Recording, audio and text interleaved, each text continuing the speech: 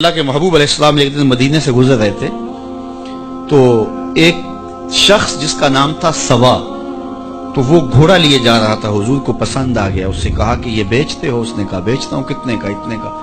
کہا کہ رکو میں اس کی قیمت لے کے آیا اور تمہیں دیتا ہوں۔ کسی نے اس کو رکے ہوئے دیکھا تو پوچھا یہاں کیوں کھڑے ہو؟ اس نے کہا مسلمانوں کے نبی سے اس گھوڑے کا سودا ہو گیا تو وہ قیمت لینے گئے۔ اس نے کہا مجھے زیادہ پیسوں سے دے دو۔ تو اس نے کہا میں تو یار سودا کر چکا ہوں۔ اس نے کہا کہ کوئی گواہ تھا؟ کہا نہیں۔ کہا مکر جانا۔ اس کو پیسوں کی لالچ آ گئی، اس نے کہا ٹھیک ہے، حضور اتنے میں قیمت لے کے پہنچ گئے۔ تو اس نے کہا میں نے تو آپ سے سودا کوئی نہیں کیا۔ حضور نے کہا ابھی تو سودا ہوا ہے۔ وہ کہنے لگا میں نے سودا کوئی نہیں کیا۔ لوگ بھی اکٹھے ہونے لگے، ہجوم بن گیا۔ اب حضور کہے میں نے گھوڑا خریدا ہے، وہ کہے میں نے بیچا نہیں۔ اب جب لوگوں کا ہجوم بنا تو لوگوں کے ہجوم کا بھی ایک پریشر ہوتا ہے۔ تو اس نے کہا کہ اگر بات لوگوں پہ چلی گئی تو صادق بھی یہ ہیں، امین بھی یہ ہیں، تو لوگ تو انہیں سچا کہیں گے۔ اس نے کہا اچھا مجھے یہ بتائیں کہ جب دو آدمیوں کے مابین یوں نزاع بن جائے تو اس میں تصفیہ کی صورت کیا ہوتی ہے آپ کی شریعت میں؟ تو حضور نے فرمایا میری شریعت تو کہتی ہے کہ جو مدعی ہے وہ گواہ لائے، والیمین علی من انکر، جو انکار کرتا ہے وہ قسم دے دے۔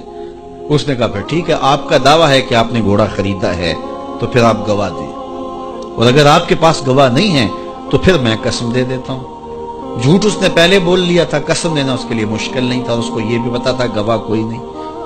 تو اس نے کہا جناب آپ گواہ پیش کر دیں تو میں گھوڑا دے دیتا ہوں جس قیمت پہ آپ بتا رہے ہیں، اور اگر آپ کے پاس گواہ نہیں ہے تو پھر میں قسم دے دیتا ہوں۔ اب بھری بزم تھی، لوگوں کا ہجوم تھا، اور اس نے ایک ایسی بات کی۔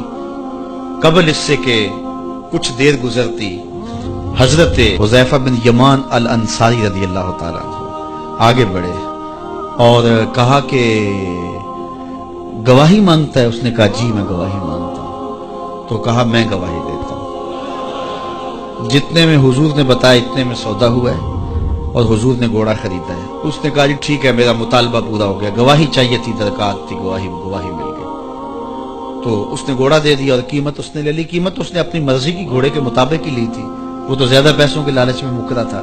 تو خیر اس کو راستہ نکلنے کا مل گیا۔ لوگ ہٹنے لگے تو حضور نے حضرت حذیفہ رضی اللہ تعالیٰ عنہ کو اشارے سے قریب کیا اور کہا کہ تم نے گواہی دی، تم تو موقع پہ موجود ہی نہیں تھے، تو تم نے گواہی کیسے دی؟ تو حضرت حذیفہ رضی اللہ تعالیٰ عنہ نے کہا حضور گھوڑا کیا ہے، آپ کے کہنے پہ تو ہم نے رب کی گواہی دے دی، ہم نے رب کو دیکھا تھا، آپ نے کہا نہ ہے تو ہم نے مان لیا، تو یہ گھوڑا کیا ہوتا ہے؟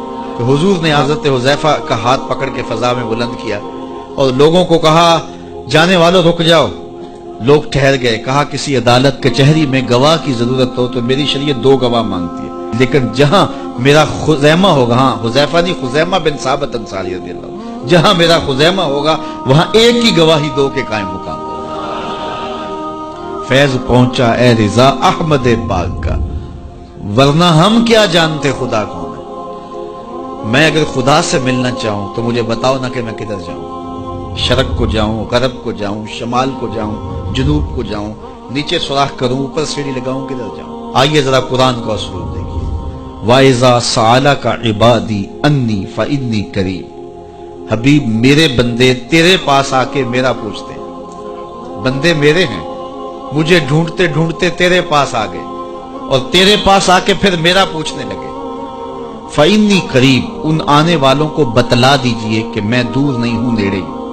فا تاقیبیہ کے بعد علماء تفسیر نے لکھا کہ کل مقدر ہے، یہاں کل ماننا پڑے گا۔ فَإِنِّي قریب اے فَقُلْ إِنِّي قریب، ان کو کہہ دیجئے کہ وہ دور نہیں، آگے ہو تو مل جائے گا۔ یہ ہے ترجمہ کل کے مقدر ماننے سے۔ لیکن صوفیہ فرماتے ہیں کل کو مقدر ماننے کی ضرورت ہی کیا ہے، بات ہی سیدھی ہے۔ حبیب میرے بندے مجھے ڈھونڈتے ڈھونڈتے تیرے تک آ گئے، تو محبوب جب تیرے تک آ گئے میں پھر بھی دور ہوں۔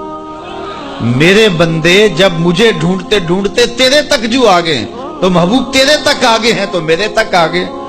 یہ تیرے پاس آ کے پھر میرا پوچھ رہے ہیں، جو تیرے پاس آگے وہ میرے پاس آگے، کیونکہ تیرے تک پہنچنا ہی تو میرے تک پہنچنا ہے۔ تو کہا اگر خدا تک پہنچنا ہے تو مصطفیٰ تک جانا ہوگا، بس یہی راستہ خدا تک پہنچتا ہے۔